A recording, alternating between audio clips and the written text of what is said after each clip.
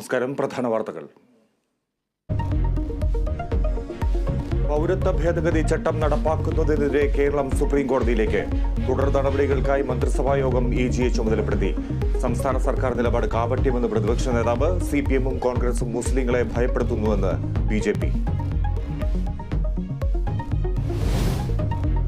കടമെടുപ്പ് പരിധിയിൽ കേന്ദ്ര നിലപാട് തള്ളി കേരളം. 5000 കോടി നൽകാമെന്ന കേന്ദ്ര നിർദ്ദേശം അംഗീകരിച്ചില്ല. 10,000 കോടിയെങ്കിലും നൽകണമെന്ന് കേരളം സുപ്രീം കോടതിയിൽ.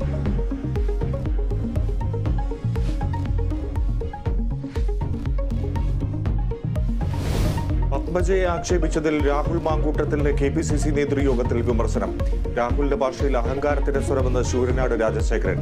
ലീഡറുടെ പേരുപയോഗിച്ചത് ശരിയായില്ലെന്നും വിമർശനം.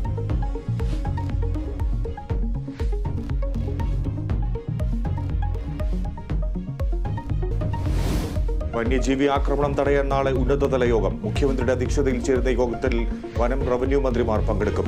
അതിരപ്പള്ളിയിൽ കണ്ടെത്തിയ കാട്ടാനയുടെ ആരോഗ്യസ്ഥിതി തൃപ്തികരം. മൂന്നാറിലും കാഞ്ഞിരവേലിയിലും വീണ്ടും കാട്ടാന ഇറങ്ങി.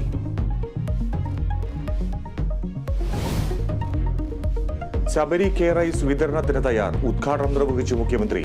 കിലോയ്ക്ക് 40 രൂപ ചെലവഴിച്ചാണ് സർക്കാർ അരിയെടുക്കുന്നതെന്നും മുഖ്യമന്ത്രി.